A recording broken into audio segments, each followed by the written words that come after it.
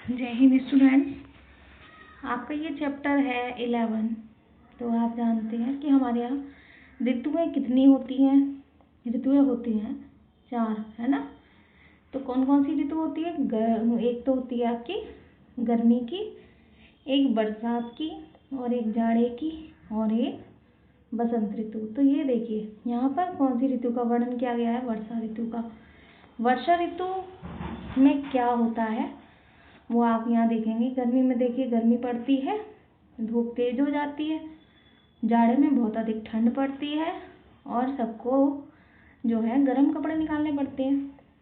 तो हम यहाँ पर वर्षा ऋतु का यहाँ पर, और इसके जो राइटर हैं नर्मदा प्रसाद खरे, उन्होंने इसका कैसे वर्णन किया है वो देखते हैं। रिमझिम रिमझिम सी बूंदें जग के आंगन में आई, अपने लघु उज्ज्वल तन में कितनी सुंदरता लाई। रिमझिम रिमझिम सी बूंदें, बूंदें यानी कि पानी की छोटी छोटी बूंदें बरसती हैं ना। जब बारिश की शुरुआत होती है तो क्या होता है, छोटी छोटी बूंदें पहले आती हैं, उसके बाद अगर तेज बरसना होता है तो पानी बहुत तेज बरसने लगता है, और अगर थोड़ा थोड़ा पड़ता है तो बूंदें ही पड़ती रहती हैं और थोड़ी देर में वो धीरे धीरे कम हो जाती हैं। अपने लघु उज्ज्वल तन में कितनी सुंदरता लाई, यानी कि लघु उज्ज्वल माने उनका जो उनका छोटा रूप होता है, साफ सुथरा। तन में, तन तो माने शरीर भी होता है, कितनी सुंदरता लाई, यानी कि उसके आने से क्या होता है कि हमारे आसपास का वातावरण आपको सुंदर लगने लगता है, बहुत अच्छा लगने लगता है। मेघों ने गरज गरज कर मादक संगीत सुनाया।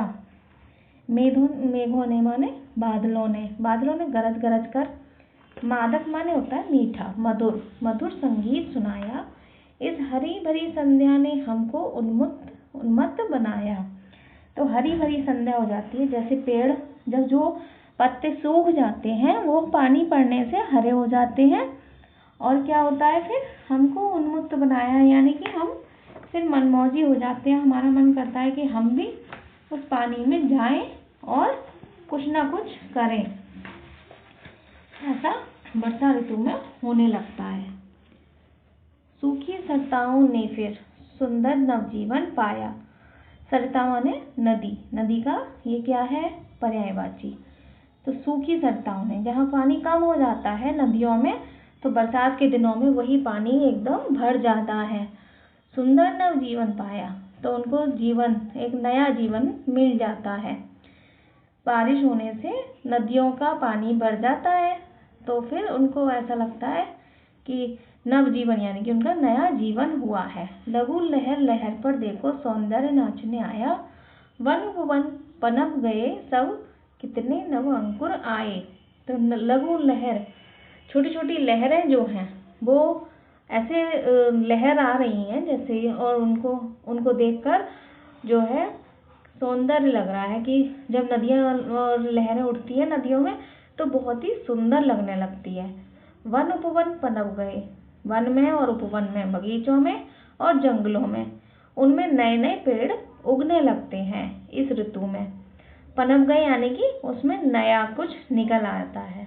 कितने नव अंकुर आए, नव अंकुर या नया, यहाँ नव माने नया बताया गया। कितने नव अंकुर, अंकुर माने होते हैं बीज, जो कि वो फूट जाते हैं, फिर उससे नए नए फूल हैं, कली हैं, वो खिलने लगती हैं। ये पीले पीले पल्लव फिर से हरियाली लाए, और ये पीले पीले पल्लव कहते हैं पत्तों को। पत्ते जो हैं जब पीले पड़ जाते हैं तो जब बारिश आती है तो वो फिर से हरे हो जाते हैं।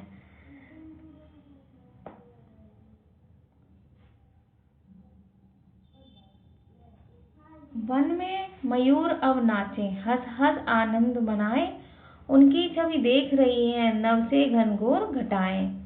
वन में मयूर अब नाचे, जब मयूर नाचने लगते हैं जंगलों में, हंस हंस कर आनंद मनाएं, यानी कि वो इसलिए नाचते हैं क्योंकि उनको बहुत आनंद आता है और बारिश का उनको पहले से आभास हो जाता है, तो वो खुशी से नाचने लगते हैं। उनकी छवि देख रही है नभ से घनघोर घटाएं। वो छवि, उनकी छवि यानी कि उनकी जो छटा है वो क्या देख रही है?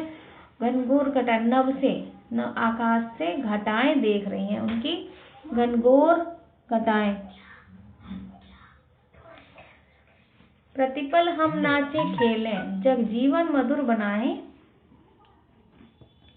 प्रतिपल हम नाचे खेलें, यानी कि उनका मन क्या कर रहा है कि हम हर पल नाचते रहें और खेलते रहें, जब जीवन मधुर बनाएं और अपना जीवन मिठास से भर दें। अपने छोटे से घर में सुख का संसार बसाएं। अपने छोटे से घर में, यानी कि सबको फिर ये लगता है कि हम अपने अपने घरों में खुशी खुशी संसार बसाएं अपना। तो ये हो गई आपकी आज की कविता। आप सभी बच्चे भी इस कविता को अच्छे से पढ़ेंगे और लर्न करेंगे, इसके भावार्थ को समझेंगे। Okay, thank you, have a nice